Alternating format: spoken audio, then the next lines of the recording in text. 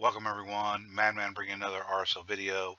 So today we're going to discuss Greathoof Loriaca, aka Bovie, which is short for bovine, which means cow. And that's what I'm going to call her. Now we just finished up the Jetney 6 days ago, and in 3.5, 4 days from now, we're going to start this fusion here. So at least right now, they're coming at us fast and furious with these fusions. But let's real quick go over her kit, and then I'm going to give you reasons why I'm not going for this champion, just like I did not go for Jetney on either one of my counts. Anyway, so her A1 here, Deprive, attacks one enemy 2 times. Each hit has a 40% chance of stealing a random buff. Books up to 50%. Alright, A2, Greathoof Stampede. Attacks all enemies, 75% chance of placing a 50% decreased resistance debuff for 2 turns. Fills his champion's turn meter by 10% for each decreased resistance debuff placed. Booked up to 100% and down to a 3-turn cooldown. Her A3, Dance of War, places a block debuffs buff on all allies for 2 turns. Also fills the turn meter of all allies by 20%. Booked down from 5 to a 3-turn cooldown. Then, of course, her passive fills this champion's turn meter by 5% each time an ally buff is removed, transferred, stolen, or expires. Alright, so what does all this mean? Well, first kind of thought is I'm sitting there thinking this is an arena champ. Now, also probably Hydra. Of course, you know, most legendaries are of some benefit no matter what in faction wars. Maybe a little bit of Doom Tower. I suppose you could use her in some of the dungeons as well. But what all does this mean? Because I'm leaning more towards I could see Arena and or Hydra. So chance of stealing, which means that she's going to get it, right? She's not removing it, she's stealing it. So why could this be good in Arena? Well, that annoying nuker like, I don't know, Hefrak and Stone Skin. Oh, she just stole your Stone Skin. You're sitting there damn half naked, and she's fully covered in your clothing. Well, there you go. So that could be a good skill. Decrease resistance. That would be great. So now you can put debuffs on the Mithralas, or strip the debuffs or whatever from the Mithralas, the Sifis, the Duchess, those high resist champs. You know, maybe even a high resist Kymar because you dropped their resistance. Alright, fills the turn meter by 20%. That's great, including hers. Plus she gets all this turn meter fill whenever all's expired. Here's the downside to all that, right? Chance. Chance. Alright, chance and chance. So when you see chance of placing, that now means I have to build accuracy. Now, she's a decreased resistance champ, right? Which means you want to decrease the resistance of those high ones like Mithrala and Duchess and stuff, right? And some people have got upwards of 1,000 or more resistance, which means you got to have 1,000 or more accuracy.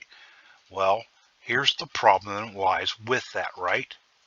She needs to go before them to place that, or it don't work. Simple as that. It's not going to work.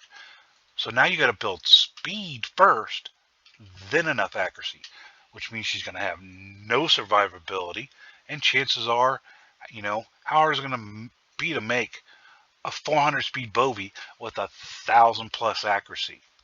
I'm not sure much of anybody is going to be able to do that. Now, is that a little overkill?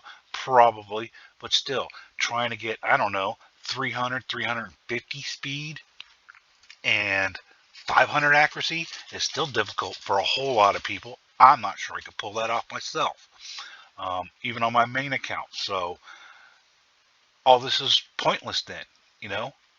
Chance of stealing, if you ain't got enough accuracy, you're not stealing nothing. If you ain't got enough accuracy, you're not placing decreased resist. So the block debuffs comes in handy, but with the new patch coming out, until it does, polymorph's still going to be a pain in the ass. So it'll work for then, but once they, you know, nerf polymorph, and unless you got the stick star blessing there, all of a sudden those buff strippers might come back into the meta a little bit. So you might start seeing a few more Madame Sarahs, a Romantu. There's a few others that can strip, but they might come back into the meta there. And then her passive, of course, she gets turn meter fill for all of the buffs that are removed, so it doesn't have to be, it can be anything, right? Increase resistance, increase defense, increase attack, continuous heal, whatever. She's going to get turn meter boost. Well, turn meter boost is all fine and dandy, which means she's going to ramp up to a pretty fast speed. So okay, now you only got to build her to 250. The problem is 250 ain't fast enough to start, and that's when you want to steal buffs or place the decreased resistance. You want to do it right off the bat. You want her to go first. Great, she all of a sudden takes over everybody, and she's going faster because she's getting a lot of turn meter fill down the line, but that doesn't do you any good right at the start. And well, in arena, it could be boom, boom, boom, done. It could be a 1 second battle, a 10-second battle. Not all of them are necessarily going 5 turns or whatever, so that doesn't do you much good. Again, for Hydra, okay, great. So now you can easily, you don't need as much accuracy to place, but here's the problem with Hydra, right? She puts this block debuffs on. So if you're not careful, and was it the Head of Mischief steals this from you? Oh my god, then Hydra becomes a nightmare, and you created the nightmare. You can't place any debuffs on them because they got block debuffs stolen, because you got to build her with high resistance as well as high accuracy in the first place. So yeah, I'm not sold on her too much as far as her kit. Now, if this said could not be resisted, all right. Or this said protected, now that starts to become a different story. But let me reiterate and kind of refresh. So chance of means you got to have accuracy. Placing means you don't need to have accuracy, but you could still weak hit. Remember, she's Spirit Affinity, so she could weak hit anybody in Magic. She could weak hit them, which means then she wouldn't place it. And then cannot be resisted means it's getting placed, doesn't matter your affinity, and it doesn't matter my accuracy, it's getting placed. So those are the 3 differences there. That being said, she needs accuracy, so that's not going to do much. This doesn't say protected, but if it did, then that's a whole new ball of wax. Block debuffs for 2 turns out of 3 turns, plus a turn meter fill, and that's protected. That there right alone all of a sudden would totally change my mind on, okay, now I want to get this champion, because now they can't place, decrease attack on me in arena. They can't strip that off, so they can't place all their other buffs. That would be huge. Just one little, set of word changes there. Huge difference in the worth of this champion. But as it stands right now, no. Now, buffs don't come, Far and Furious. There's Baron. And yeah, he got a significant buff. And there's quite a few that went from zeros to pretty serviceable.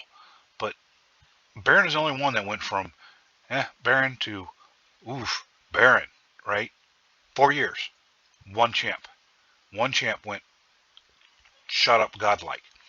The rest of them, like I said, some improvements, but then there's ones like Pixneal. Still not talked about, still not used unless it's a meme team. 4 years, how many buffs? It's just like rewrite her whole kit over again, please.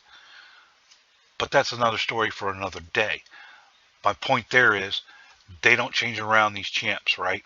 They don't change the buffs very often, and they're not necessarily huge improvements. They take poor ones to whatever. I mean, I'm going to give my soapbox, and I'm going to give you an example. Norog, I think he can, he's immune to stun and sleep and fear and all of that. Great. His big skill is place block buffs. So he's the legendary version of Ugo. But Ugo, I believe, actually hits a little harder. She has a mini cleanse and a heal. And she has a passive where if she's the last man standing, she could revive everybody, plus place, I believe it was a block damage on herself for 1 turn. He doesn't have any of that. He's a legendary that sucks worse than the epic. So don't hold your breath that a buff would happen in the first place. I'm still waiting on Sigmund High Shield to become relevant. He's over a year old fusion champion. Where he can steal some of those shields. It would sure be nice, especially in Hydra, if he could steal some of them shields, like Poison Cloud or whatever. But, no, that's not going to happen because that's protected. So, anyway, this is why I'm not going for Bovie here. She's just not good enough. They're right there on the cusp with this kit. Literally right there on the cusp. Protective block debuffs or cannot be resisted, decreased resistance. And boom, she is now a worthwhile champion to go after. Until that happens, I don't know. The only way, maybe, and we're talking percentiles of a percentile chance of wanting to go for this fusion, is if she's got some crazy wicked multipliers for some damage on this. I'm not going to hold my breath. Not going to hold my breath. I mean, she's got the cool looking hammers and stuff, so you never know. And the daggers and stuff. So she looked like she could be a beast there when it comes to smacking people. But I'm not going to hold my breath with her kit that she's going to be much of a damage dealer. So I don't know. I don't see myself going for this fusion. And those are the reasons why. But literally 1 or 2 changes and she could go from, a D tier legendary champion here to damn near top of the food chain. They put in her kit to almost be there. It's like you reach for greatness. You took your shot, but you missed it and fell to the bottom. Anyway, that's my thoughts on Bovie here. Have a nice day.